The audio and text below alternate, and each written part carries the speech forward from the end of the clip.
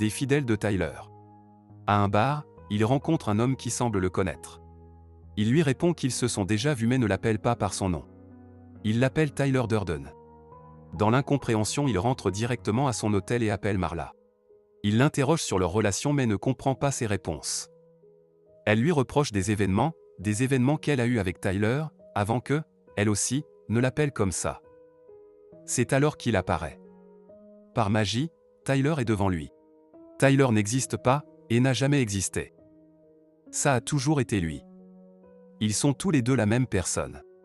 Tyler est la projection hyper masculine de l'esprit dérangé du narrateur, libéré de toutes ses chaînes. Tous ces trous de mémoire et insomnie étaient en fait des permutations entre les deux personnalités. Les bagarres, conversations, les relations charnelles avec Marla, c'était avec lui.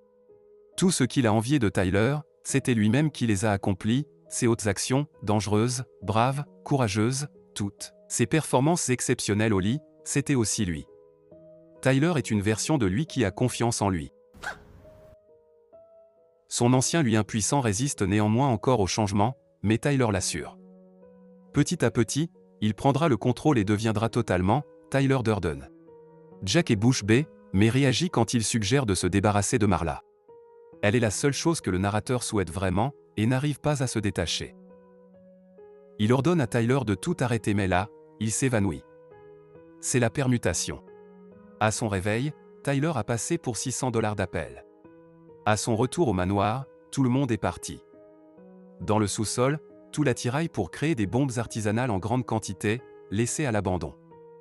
Il sait ce qu'il se passe, mais n'a pas accès aux informations. Il s'empare des documents et autres plans des projets de destruction du projet Chaos, avant de rejoindre Marla. Sans surprise, elle le déteste. Maladroitement, il lui avoue ses sentiments avant de lui demander de quitter la ville, et de ne plus jamais le revoir. Jack arrête un bus au hasard, et donne de l'argent à Marla sans regarder sa destination pour la protéger de Tyler. Elle n'en peut plus, et accepte. Tyler, c'est la pire chose qui me soit jamais arrivée.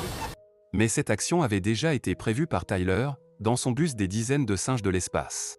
Jack se précipite ensuite au commissariat pour rejoindre l'inspecteur Stern. Il lui avoue tout du projet Chaos, des destructions, de la mort de Bob, et des futures actions terroristes à venir. Cependant, le commissariat aussi est infiltré par des membres du Fight Club. Ils ont eu pour ordre de couper les testicules à tout traître. Pendant qu'il le déshabille, il parvient à voler une arme et à s'enfuir. Par coïncidence, il arrive devant l'un des bâtiments de la liste. Il y pénètre, hanté par la personnalité de Tyler. Il y découvre une bombe. C'est un bâtiment financier comme une dizaine d'autres sur le point d'être bombé.